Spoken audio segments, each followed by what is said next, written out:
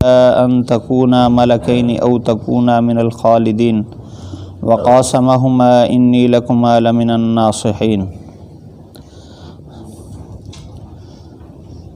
وسوسہ ڈالا ان کے لیے شیطان نے تاکہ ظاہر کرے ان کے وہ نگیج جو ان سے چھپے ہوئے ہیں، اور کہنے لگا کہ تمہیں تمہارے رب نے اس درخت سے اس لیے روکا ہے کہ تم اگر کھاؤ گے تو فرشتے بن جاؤ گے یا ہمیشہ کے لیے رہنے والے ہو جاؤ گے، اور قسمیں اٹھانے لگا ان کے سامنے کہ میں تمہارا بڑا خیر خواہ ہوں۔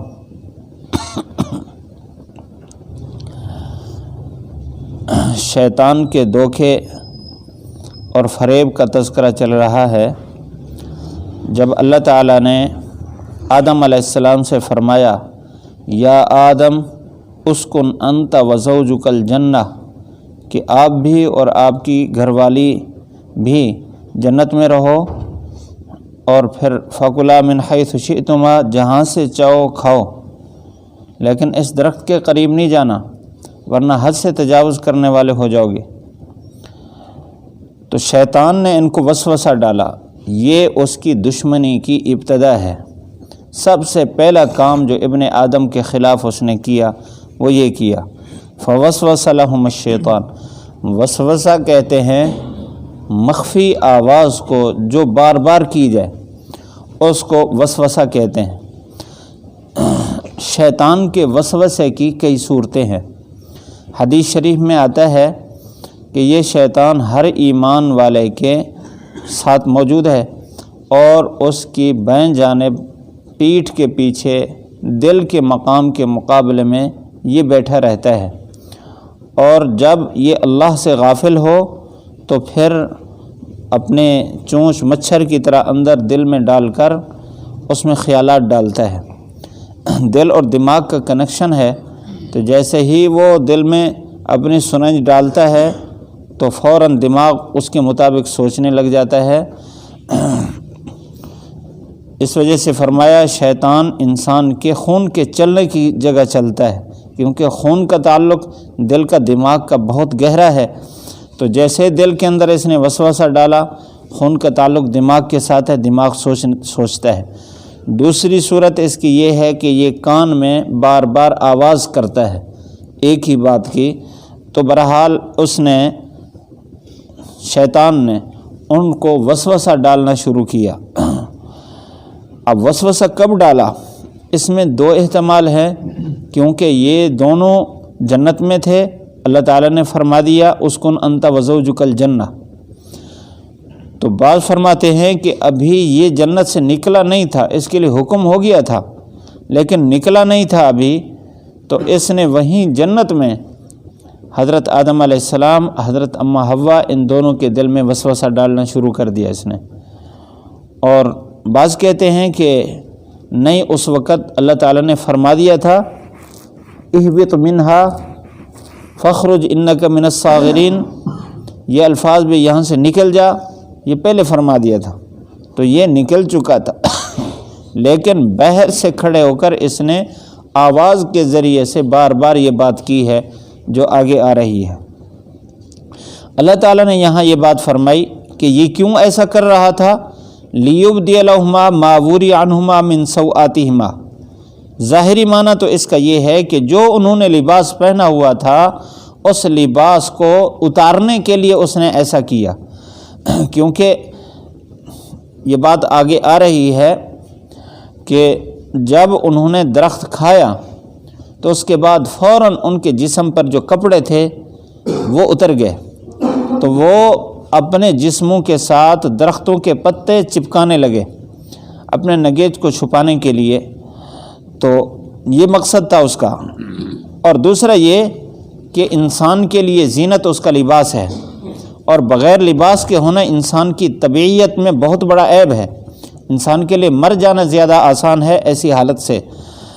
تو یہ ایک تشبیہ ہے کہ انسان کو جو عزت ہے وہ عزت چھیننے کے لیے اس نے ایسا کیا ہے۔ کیونکہ اللہ تعالیٰ نے ان کو وہاں نور کا لباس پہنایا ہوا تھا۔ روح المعانی کی ایک روایت میں ہے کہ اللہ تعالیٰ نے نور کا لباس ان کو پہنایا تھا جنت میں۔ تو نور کا لباس چھیننے کے لیے ظاہری لباس بھی انہوں نے چھینا، اور ساتھ ساتھ یہ ہے کہ لباس کا جو مقصد عزت ہے اس کو تار تار کرنے کی اس نے کوشش کی۔ مقصد اس کا یہ تھا کہ میں اتنا عرصہ یہاں رہا ہوں، یہ میرے نکلنے کا سبب بنے ہیں تو یہ بھی نہ رہیں، تو اس نے یہ کوشش کی۔ وقال ما نهاكما ربكما عن هذه الشجرة الا ان تكونا ملكين او تكونا من الخالدين۔ یہ جو دھوکہ دیا ہے، کہنے لگا کہ اللہ تعالیٰ نے تمہیں اس درخت سے اس لیے روکا ہے کہ اگر تم کھاؤ گے تو تم ہو جاؤ گے فرشتے، اور فرشتے جو ہوتے ہیں وہ تو ہمیشہ پاک رہتے ہیں، ان پر تو ان کے لیے خروج کا فیصلہ نہیں ہے، جنت سے نکالے جانے کا فیصلہ نہیں ہے، کیونکہ اللہ نے آپ کے لیے فیصلہ کر رکھا ہے کہ آپ کو دنیا میں بھیجنا ہے۔ اس وجہ سے کہا کہ اس درخت کے قریب نہ جاؤ۔ آپ اگر کھا لو گے تو آپ کے اندر فرشتوں کی صفات پیدا ہو جائیں گی، اور او تکونا من الخالدین، یا ہمیشہ رہنے والے ہو جاؤ گے جنت میں۔ یہاں ہمیشہ سے مراد مکث کثیر ہے، یعنی زیادہ دیر تک تم جنت میں رہو گے، جلدی جلدی نہیں اتارے جاؤ گے۔ اللہ تعالیٰ کا فیصلہ پہلے ہو چکا تھا۔ اللہ نے تو پہلے فرشتوں کے سے بھی فرما دیا تھا کہ یہ میں خلیفہ بنا رہا ہوں زمین کے لیے۔ وَإِذْ قَالَ رَبُّكَ لِلْمَلَائِكَةِ إِنِّي جَاعِلٌ فِي الْأَرْضِ خلیفہ، کہ میں بنانے والا ہوں زمین کے لیے خلیفہ بنانے والا ہوں۔ یہ تو سب کو پتہ تھا کہ انہوں نے ہمیشہ جنت میں نہیں رہنا، انہوں نے زمین میں اترنا ہے، اور اللہ نے بھی بتا دیا تھا کہ زمین کی طرف جانا ہے۔ یہ کچھ عرصہ کے لیے پہلے جنت میں رہ رہے ہیں، تو یہ جو ان کو وعدہ دلا رہا تھا یہ کہ تم جلدی جلدی دنیا میں نہیں اترو گے، کیونکہ دنیا تو دھوکے کی جگہ ہے اور یہاں فنا ہے، اور جنت میں فنا نہیں ہے، تو تم فرشتے بن جاؤ گے صفات کے اعتبار سے، اور زیادہ دیر تمہیں جنت میں ٹھہرنے کا موقع ملے گا۔ یہ اس نے کہا، اور ساتھ قسمیں اٹھانے لگا، وقاسمہما، قسمیں اٹھانے لگا، انی لکما لمن الناصحین، کہ میں تمہارا بڑا خیر خواہ ہوں، میں صحیح بات کر رہا ہوں۔ حقیقت میں شیطان نے یہی چال قیامت کے دن تک چلنے کا ایک راستہ اختیار کیا ہے۔ ہمیشہ انسان کی عزت آبرو کو تار تار کرنے کی کوشش کرتا ہے، انسان کے سامنے اس کی بداعمالیوں کو خوبصورت بنا کر۔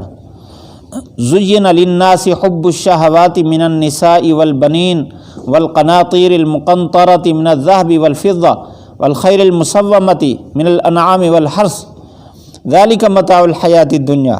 اللہ تعالیٰ فرما رہے دنیا کی سب زیب و زینت، مال دولت، عزت آبرو، یہ سب عارضی ہے، متاع الحیات الدنیا عارضی ہے، لیکن شیطان اس کو خوبصورت بنا کے پیش کرتا ہے، عورتوں کی محبتوں کو خوبصورت بنا کے پیش کرتا ہے۔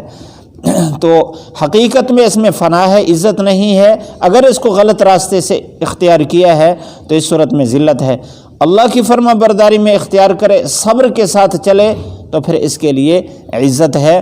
حضرت آدم علیہ السلام کو کیونکہ اس نے اس طرح ورغلا لیا ہے تو اس کا یہ دو چل گیا، اور قیامت کے دن تک یہی دو چلاتا ہے۔ اور ابن آدم کے لیے، آدم علیہ السلام کی اولاد کے لیے اس میں سبق ہے۔ اللہ تعالیٰ نے فرما دیا کہ ان الشیطان لکم عدو فاتخذوہ عدوا، کہ شیطان تمہارا دشمن ہے اور اس کو دشمن سمجھو۔ جس چال سے اس نے آدم علیہ السلام کو جنت کی نعمتوں سے محروم کر کے دنیا کے اندر بھیجنے کا اس نے ایک ڈھونگ رچایا ہے، قیامت کے دن تک یہ اسی طرح کرتا رہے گا۔ ابن آدم کو چاہیے اپنے ابا سے نصیحت حاصل کرے۔ ابا نے جو راستہ بعد میں امت کو بتایا ہے اپنے اولاد کو کہ اس کے ورغلانے میں نہیں آنا، تم اسی صورت میں عزت پاؤ گے جو صورت اللہ ہی بتا رہا ہے، تو ہمارے لیے یہی صورت ہے۔ آگے آ رہا ہے کہ جب شیطان نے ورغلایا اور اس نعمت سے محرومی کا سبب بنا ہے، تو آدم علیہ السلام پھر اس محرومی پر ہمیشہ کے لیے قائم نہیں رہے، بلکہ اس عصا پر اور اس پھسلنے پر انہوں نے فوراً اللہ تعالیٰ سے رجوع کیا۔ ربنا ظلمنا انفسنا وان لم تغفر لنا وترحمنا لنکونن من الخاسرین، اپنی بیوی کو ساتھ دعا میں شامل کر کے انہوں نے کہا یا اللہ ہم نے اپنے اوپر زیادتی کی ہے، اگر تو ہمیں نہیں معاف کرے گا تو تیرے علاوہ تو کوئی معاف کرنے والا نہیں ہے، ہم تو پھر خسارے میں چلے جائیں گے۔ اللہ تعالیٰ نے ان کی اس توبہ کو قبول فرمایا۔ اور یہی امت کے لیے بھی ہے کہ جیسے ہی گناہ ہو جائے، اگر شیطان وسوسوں کے ذریعے سے پھسلا دے تو فوراً اللہ تعالیٰ سے توبہ استغفار کرے۔ تو جس طرح آدم علیہ السلام کو اللہ تعالیٰ نے اتارنے کے باوجود اپنا قرب، اپنی نبوت، اپنا خاص مقام پھر وہ عطا فرمایا، اسی طرح ابن آدم کے لیے بھی وہی مقام ہے۔ اللہ تعالیٰ ہم سب کو عمل کرنے کی توفیق نصیب فرمائے۔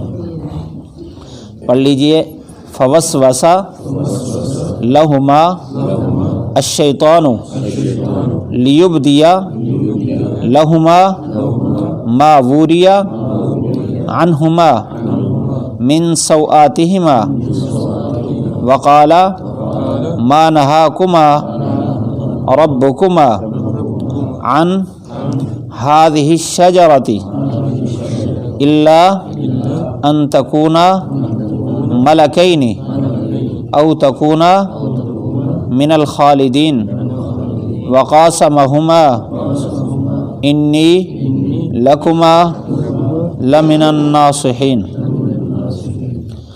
وسوسہ ڈالا لہما ان دونوں میں شیطان نے، لیبدی لہما تاکہ ظاہر کرے ان کے لیے، ما وری عنہما جو کچھ ان سے چھپا ہوا تھا، من سوآتہما ان کے نگیج سے، وقال اور کہنے لگا، ما نہاکما اللہ تعالیٰ نے نہیں روکا تم کو، ما نہاکما نہیں روکا تم کو، ربکما تمہارے رب نے، عن ہذہ الشجرۃ اس درخت سے، الا مگر، ان تکونا کہ تم ہو جاؤ گے، ملکینی فرشتے، او تکونا یا تم ہو جاؤ گے، من الخالدین ہمیشہ رہنے والے، وقاسمہما اور قسمیں اٹھانے لگا ان کے سامنے، انی لکما کہ میں تمہارے لیے، لمن الناصحین خیر خواہ لوگوں میں سے ہوں۔